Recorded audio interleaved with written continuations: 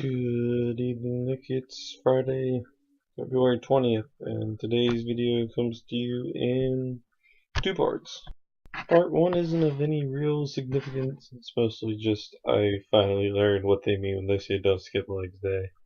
Because when you skip legs day for lifting, and then you go back and you finally get back to doing legs day, it's not fun. I did it yesterday, and I've had a hard time walking today. Don't skip legs day, Nick. Don't do it. It's a trap. More importantly, Nick, I think we should move on to part 2. And that's with, how likely are we to receive something that has, good morals and ethics versus something that has really bad morals and ethics? That's a really good topic, Nick. I really like your ideas. You have too many good ideas. No, you don't have enough good ideas. There could always be more good ideas. Yes, Nick, I've decided that you're going to be a good idea machine. Actually, that'd be really terrible. That's probably a bad idea. Anyways. Yeah. Anyways, yeah, I do feel that sometimes it's a lot easier to accept altruistic and books with good sense of morals and ethics as opposed to the ones that don't. And I'm going to use myself as an example here because sometimes I like to talk about myself, Nick.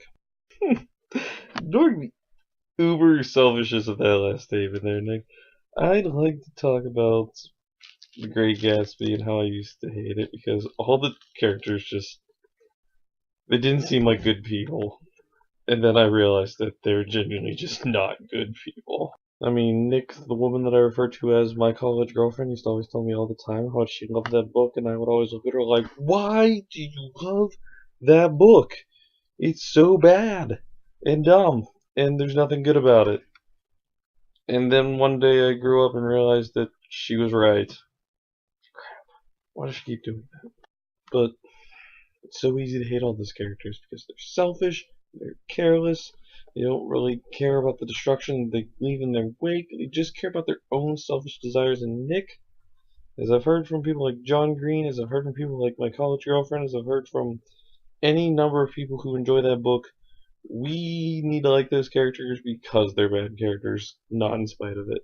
Nick, those characters are us on our bad days. Those are the days when we aren't paying enough attention to the people around us.